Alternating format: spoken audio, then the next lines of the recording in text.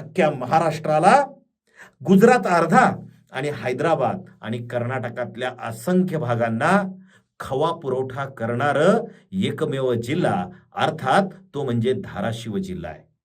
आणि या धाराशिव जिल्ह्यामधलं भूम हे आमचं जे काही आहे हे खव्याचं माहेरघर आहे.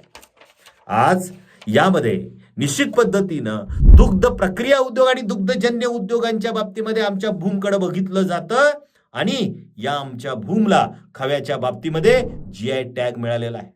खव्याचा क्लस्टर जर कुठं असेल तर आमच्या या धाराशिव जिल्ह्यातल्या भूममध्ये खव्याचं क्लस्टर आहे.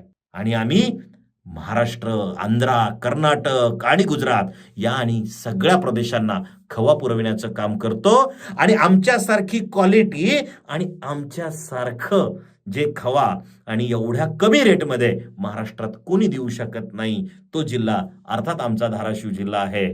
आणि या ठिकाणी येणाऱ्या काळामध्ये या खव्याबरोबरच आम्हा तमाम उद्योजकांना, आम्हा तमाम शेतकऱ्यांना दूध प्रक्रिया उद्योगाची एक नवी संधी आपल्याला या ठिकाणी प्राप्त होतीये.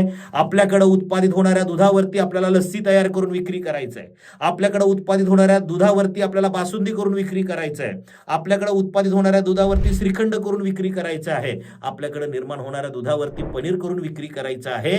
या पद्धतीनं आपल्याला दुग्धजन्य प्रक्रिया उद्योग एक नवी संधी आपल्याला या ठिकाणी साथ घालताय. म्हणून आपल्याला यावरती विशेष काम करायचंय.